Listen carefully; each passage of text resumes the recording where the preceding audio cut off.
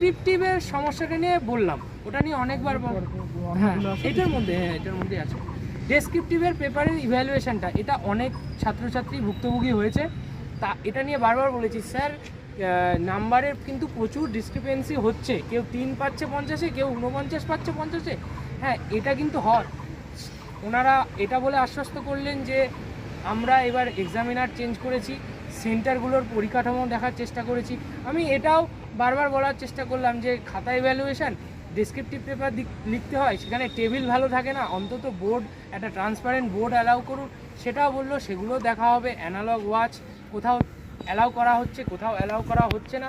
আমরা বললাম স্যার একটা ইউনিফাইড সিস্টেমের ব্যবস্থা করুন, যদি প্রয়োজন মনে করেন যে ঘড়ির প্রয়োজন হবে না তাহলে সবাইকে বলা হোক, কেউ আনবে না। আবার যদি সবাইকে অ্যালাউ করা হতো সবাইকে অ্যালাউ করা হোক। কোনো সেন্টারে অ্যালাউ করা হচ্ছে, কোনো সেন্টারে অ্যালাউ করা হচ্ছে না। এই ভেদটা, এই ডিসক্রিপেন্সিটা মানা যায় না।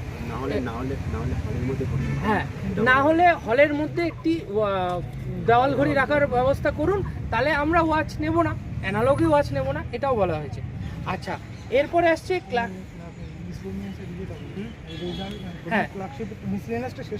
মিসলেনিয়াসের এটাই বক্তব্য যে মিসলেনিয়াসের ওই অ্যান্সার কি রিভাইজ, ওই চ্যালেঞ্জ পুরোপুরি ছেলেপেলে 100টা কোশ্চেন চ্যালেঞ্জ করছে ওদের, মানে ওনাদের বক্তব্য অনুযায়ী, তাই দেরি হচ্ছে। মিসলেনিয়াসের অ্যান্সার কি, ফাইনাল অ্যান্সার কি না আসা পর্যন্ত ক্লার্কশিপে কিচ্ছু হবে না, এইটা দেরি হচ্ছে, এটা হলে হবে।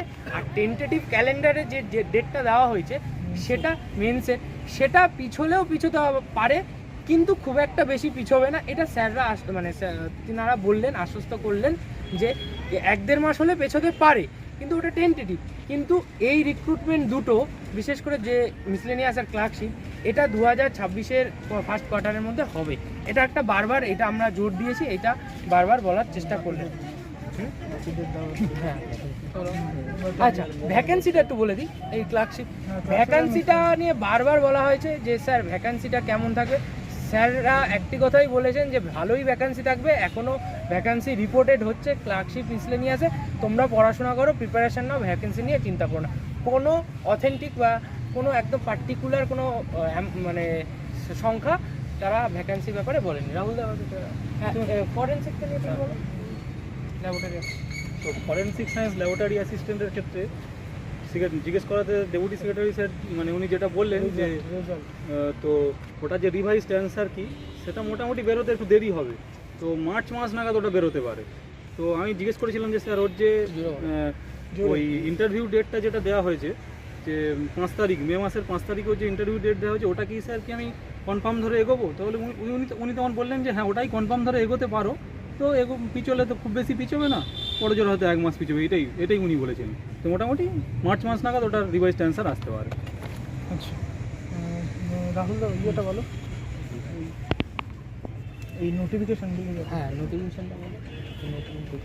2023-এর সমস্ত নোটিফিকেশনগুলো যেটা হয়েছিল সেটাতে কোনো রকম অসুবিধা হবে না ওবিসি ম্যাটারের জন্য।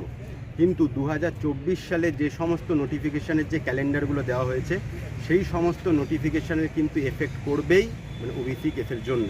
সেই কারণে তার যে সমস্ত যে ডেট শিডিউলগুলো আছে সেগুলো মানে পেছোতে পারে, এবং তার কোনো ভ্যাকেন্সি কিন্তু এখনো পর্যন্ত জানানো হচ্ছে না বা জানাতে পারবে না বলে দিচ্ছে পরিষ্কারভাবে। তো আমরা তখন মানে বারংবার জিজ্ঞাসা করলাম যে 2023 সালের মিসলেনিয়াস এবং ক্লার্কশিপের কোনো রকম যাতে এফেক্ট না করে।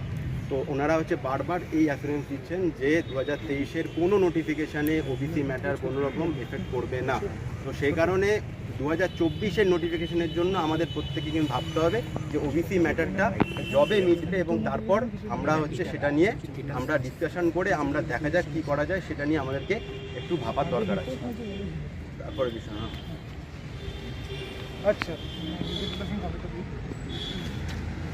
তো সম্রাটদা, রাহুলদা, বাকিরা যেটা বললো ক্লার্কশিপ মিসলেনিয়াস নিয়ে আমি একটু সামারাইজ করে বাকি কিছু পয়েন্ট বলে দিই। তো ক্লার্কশিপ মিসলেনিয়াস যেটা বললো ওবিসি কেস নিয়ে কোনো সমস্যা নেই। আর ওই যে ভ্যাকান্সিটাও সম্ভবত আগে যেটা থাকছে সেটার পিছনে পুশ করা হচ্ছে যে ভালো ভ্যাকান্সি থাকবে, রিপোর্ট হচ্ছে। এবার রিপোর্টের ব্যাপারটা যেটা বলছে সম্ভবত যে 23-এর সময় কিছু রোস্টারের সমস্যা হয়েছিল, সেগুলো হয়তো রিপোর্ট হয়েছে, কারণ 23-এর 31শে ডিসেম্বর অবধি মিসলেনিয়াস এবং ক্লার্কশিপের ভ্যাকান্সি নেওয়া হবে এবং সেটা তো হবে। আর যেটা হচ্ছে যে